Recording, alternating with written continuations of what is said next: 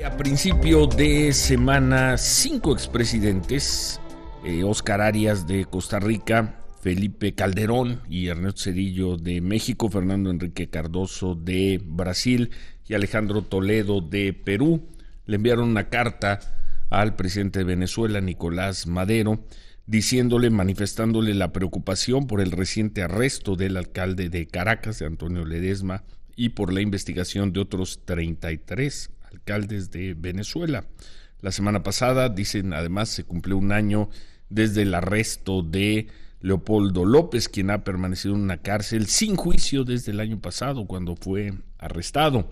Dicen los 5 expresidentes que para ellos, que han luchado contra regímenes represivos en distintos momentos, dicen que la defensa de los derechos humanos es fundamental a nivel internacional. Y se manifiesta, hablan de la oposición en contra de las acciones e iniciativas del presidente Maduro en contra de Leopoldo López. Finalmente, dicen los presidentes, reconocemos las dificultades económicas y la polarización política que enfrenta Venezuela, pero tememos que si el país continúa este camino de confrontación, la situación de esta gran nación, miembro de nuestro hemisferio, continuará deteriorándose. Como exmandatarios de la región, extendemos nuestra más sincera esperanza de que el gobierno electo de Venezuela y su pueblo pueda resolver en forma pacífica estas diferencias en tanto cumpla con normas y compromisos establecidos, y habla de que en Venezuela pugnan por los principios democráticos con la esperanza de que el diálogo y no la agresión puedan resolver la situación actual. ¿Hubo alguna respuesta? Expresidente Felipe Calderón, gusto en saludarte, Felipe, buen día. Muy buenos días, Ciro. No la ha habido. ¿Ni una toma de nota, ni nada? Por lo pronto, es sano que la reacción no haya sido, hasta este momento, pues de insulto y descalificación o de calumnia, como fue en alguna ocasión anterior, pero no la ha habido. Pero creo que no está de más, Ciro, no cejar, por un lado, en convocar al propio presidente Maduro a rectificar, a evitar, pues no solo que se ahonde aún más, porque sí es posible que se ahonde más la catástrofe económica y social, política de Venezuela, sino que incluso eso derive en un baño de sangre, dada la descomposición a la que hacemos referencia en nuestra carta. Bueno, Ciro. Sí, perdón, Felipe, ¿qué esperan con esta carta, y qué esperas tú en concreto? Ya estuviste hace un mes, platicamos aquí en Caracas. ¿Qué esperarían, Felipe? Primero, que el gobierno de Venezuela sepa que estamos pendientes, y que no solo nosotros, otros mandatarios, fue precisamente hace un mes, otros mandatarios como Andrés Pastrana de Colombia, que estoy seguro hubiera asignado la propia carta, o Sebastián Piñera,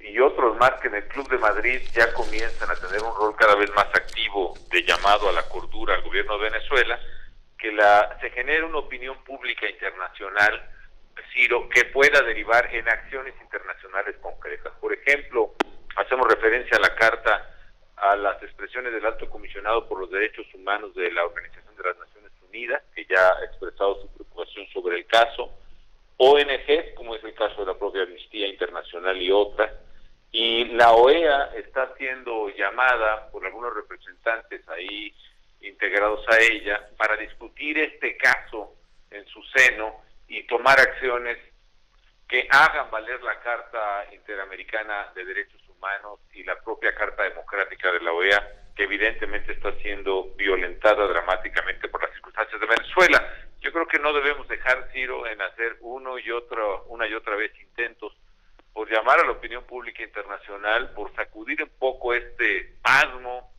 este silencio sobre un país hermano y cercanísimo nuestro como es Venezuela, y que de eso pueda derivarse acciones que en el ámbito internacional, si no son suficientes, sí pueden ser muy útiles para empezar a remediar las cosas en este hermano país. Bueno, entonces habrá más cartas.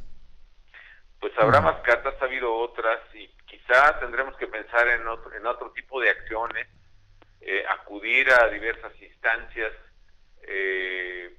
Hay quien ha sugerido algunos procedimientos jurídicos para proteger los derechos humanos de los presos de Venezuela, de Leopoldo López, ahora de Antonio Ledesma. Fíjate que estamos hablando del alcalde de Caracas, de la capital de Venezuela. Es como si hubieran metido a la cárcel aquí al jefe de gobierno Mancera, por ejemplo. Es algo, y no hay una reacción. El señor fue electo por los votos de los ciudadanos de Caracas. No hay ningún elemento ni remotamente firme para tenerlo preso. Está siendo reprimido el representante de millones de personas y no pasa nada en el mundo. Pues sí está, digo, no está solo mal Venezuela, Ciro, creo que algo está pasando mal en el orden internacional y las normas que lo rigen. Entonces habrá más cartas, habrá más acciones por parte tuya y de otros expresidentes. Sí, habrá. No te puedo anticipar, pero en primer lugar porque habrá que ver cuáles son las mejores alternativas. Habrá que ver si tiene caso.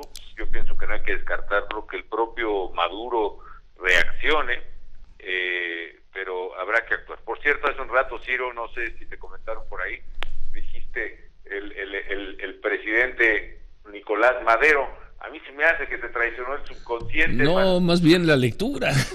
Más bien la lectura. Así dije, Nicolás Madero. Bueno, pues creo que no hay mucho. Bueno, no. Yo estaba pensando en Francisco y Madero, no en otro Madero. Okay. Sí. Okay. No. Bueno, pues te agradecemos mucho, Felipe. Por cierto, ¿leíste el artículo de Héctor Aguilar Camino y en Milenio? No lo he visto, bueno. No lo he visto, pero te agradezco la recomendación, Ciro. Interesante, se llama La Guerra Perdida en México. Y hace una reflexión sobre la guerra contra el narco después de la captura de la tuta del Z-42 y se pregunta si valió la pena, porque considera que, dice, es la segunda guerra en territorio mexicano que Estados Unidos nos impone. Es la segunda guerra perdida de México, Felipe. Lo voy a ver con mucho gusto, Ciro, aunque creo que el Héctor, que debe tener un análisis muy profundo, muy serio, yo digo que no aborda el problema correcto que tenemos. Creo que desde el título hay una equivocación. No se trata de una guerra contra el narcotráfico, el problema, que desde luego puedo tener incluso muchas coincidencias con él al respecto. Lo que hay en México es un apoderamiento, una captura del Estado por parte del crimen organizado que es distinto. Tiene que ver también con narcotráfico, pero no es narcotráfico. Crimen organizado es aquella organización que a través de la violencia o la amenaza busca apoderarse de las rentas lícitas o ilícitas de una comunidad, aprovechando la debilidad estructural de las instituciones de seguridad y justicia en nuestro país por corrupción o por miedo, y que por eso, para extraer esas rentas, secuestra, extorsiona, en este caso mata estudiantes como los de Iguala. Lo de Iguala a lo mejor no es narcotráfico estrictamente, Ciro, es un asunto de crimen organizado que se apoderó de Iguala y que se apoderó de Guerrero y quizá de Tamaulipas y quizá de Michoacán, y esté legalizada la droga o no, impongan o no impongan los americanos, ese es otro debate.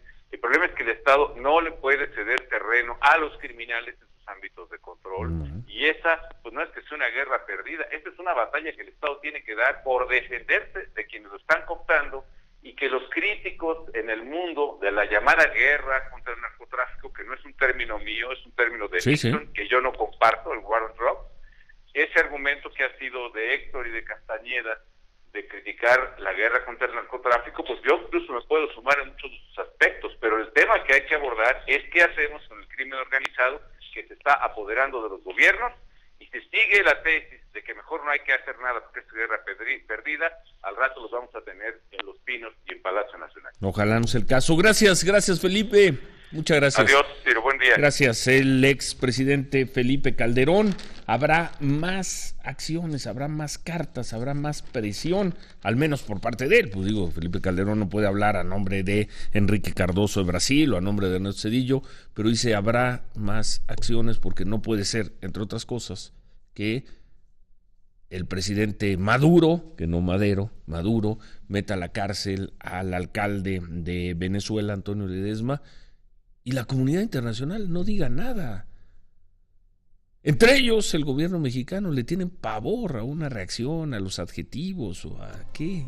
Le tienen pavor al gobierno de Caracas o esa doctrina de la no intromisión en asuntos de otros países, pues yo diría tan poco vigente en nuestros tiempos, sobre todo porque toda la gente dice que se la pasa defendiendo derechos humanos, menos los que se violan en Cuba y en Caracas.